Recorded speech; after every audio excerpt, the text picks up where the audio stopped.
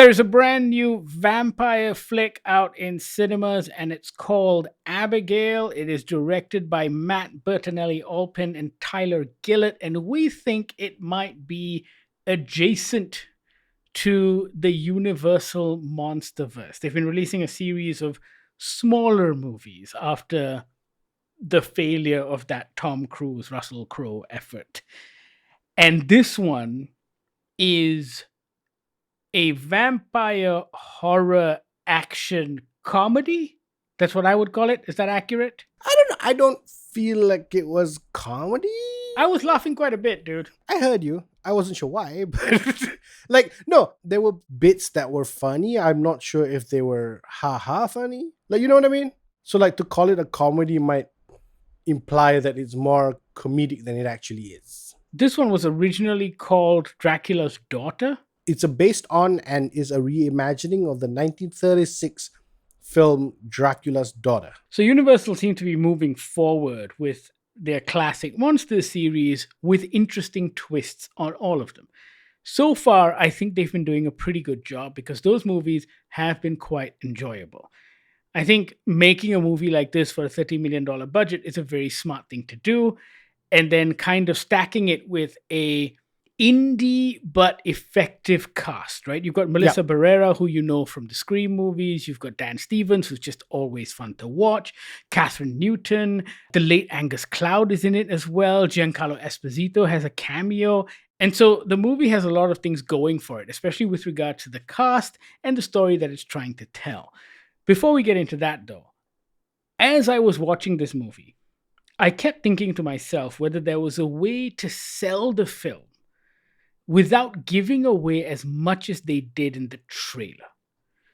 I think by now, if you've seen any movies in Malaysian cinemas over the last couple of months, you've seen the trailer for Abigail. Actually, even if you stood in the foyer of a cinema, this trailer is playing on its large screens. And in the 2.5 minute trailer, you get an idea that this little girl is a vampire. The problem with that is, as the movie progresses, it takes them a little too long to get to the point where they reveal that Abigail is a vampire, because the movie spends its time pretending like the audience doesn't already know this. Yeah.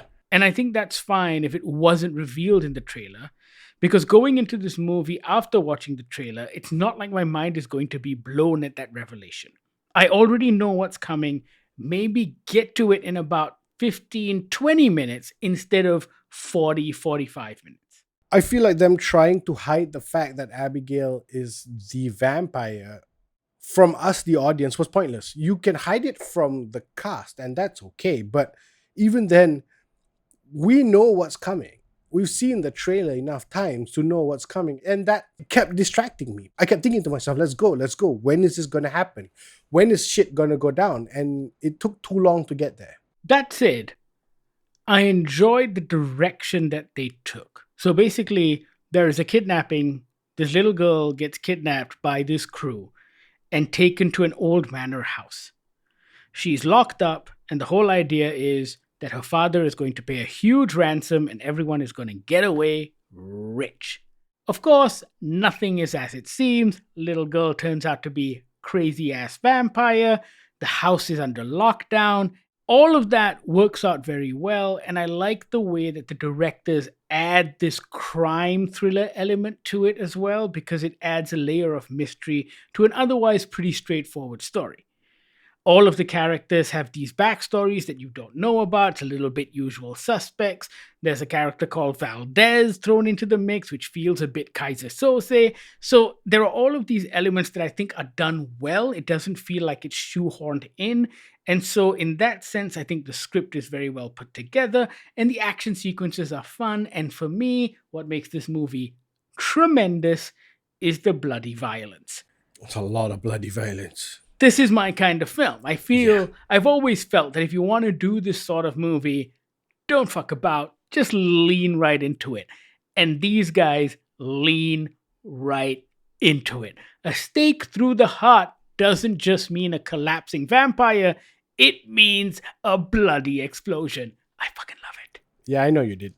This isn't my kind of movie, but since I was already there, just like our characters, I too was in a locked room situation. It was fun enough. I think that for what is essentially a let's watch vampire eat human, this movie had enough in it for me to keep going. There is enough story, like you said. There's the crime bit. There's all these red herrings that you as an audience are trying to follow. That when shit kicks off, I found myself invested enough to keep watching. Yet again, all of that stuff would have worked better if we had never seen the trailer. All of that stuff would have worked so much better had I not seen the trailer, because as I was watching this, and they're going through the motions, right? The child gets kidnapped. Oh no. They drug her, they put her in a van, they drive to this house. Giancarlo Esposito tells the story like, oh, you have to hold them for 24 hours, blah, blah, blah. No real names. Okay, cool. Like the Rat Pack thing. And then it just meanders a little bit. Right? There's these moments where, It does the whole getting to know you a little too long. but the problem is they weren't even nice people to get to know. They all hated each other. They were all jerks to each other. So why are we here? If we're not going to love these guys and get sad when they die, why are we watching drunk people get drunk and be mean to each other as they extract personal secrets and push each other's buttons? I don't care. Just get to the killing already. And the movie wasn't very long to begin with, right? It's only 109 minutes. So it's already pretty tight. And even then, I think it could have shaved off at least 10 to 15 minutes of its runtime. I think a 90-minute runtime would have been super tight. And I feel like this movie needed to be a 90-minute film, right? Because at 109 minutes, 100 and almost 110 minutes, there's a lot here that you could have removed, and it could have been a much faster, funner film. That said, I think the chemistry between the actors was very good. Yes, they hated each other, but it was a fun watch. I think all of them had interesting banter. At least it kept me interested. Melissa Barrera and Dan Stevens are always great on screen, but Alicia Weir, who plays Abigail, the young girl who plays Abigail, is absolutely fantastic. And when she finally kicks off and does her weird ballet stalking vampire neck biting thing, it's very, very cool. I think she really stole the show, despite not being in it a lot. To watch her face go from sweet girl kidnapped to I'm a gonna eat you is really cool. I go back to calling it a horror comedy, Bahir, because I don't think it's particularly scary. Yeah. However, I think the way some of the killings are shot are quite comedic, and the reactions of the characters.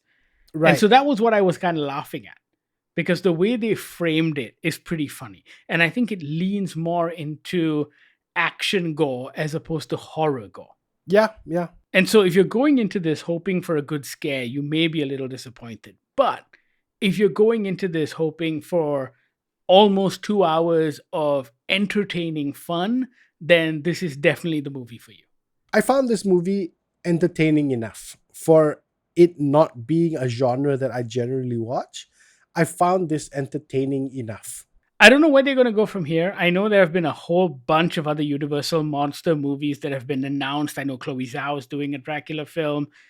I think there's a Wolfman movie coming out. James Wan Right. is supposed to do Frankenstein.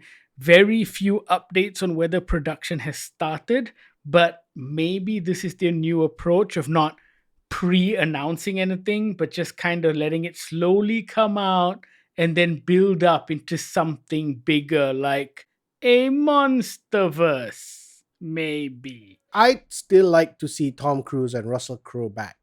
Like, I'd love to see them join this world. I know that version of the Mummy was kind of lame, but at the same time, I like the idea behind that Monsterverse.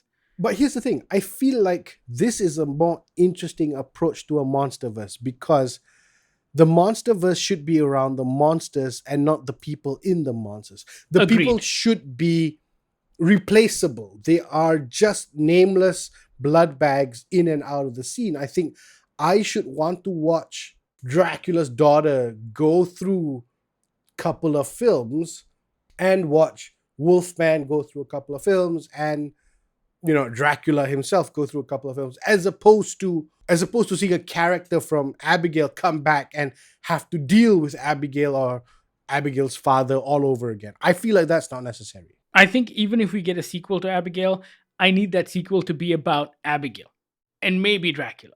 I think the human characters are interchangeable. I also don't want to watch a Twilight-esque Abigail movie either, right? You know, where she's sitting in her room, it's always nighttime, and she's always sad because her daddy doesn't come home from work. And I'm just like, I don't want that movie either. But I want it to be centered around Abigail as opposed to the humans that come through. We recommend you go watch Abigail. It is rated 18. It's like a hard 18 as well. Oh, hard 18. There's very little that is censored with regards to violence and gore. As always, with the Malaysian LPF, the only thing that's really cut are some F words and some cursing and some blurry bits of people showing other people the finger for some reason. Other than that, it's a very fun time at the cinema. Go check out Abigail. We don't think you'll be disappointed. Let us know what you think once you've seen it. Goggler MY, all of our social media feeds. You can also reach out via email on podcast@goggler.my or send us a WhatsApp on the Goggler hotline 012-524-5208. Thank you so much for listening. This is the Goggler Podcast.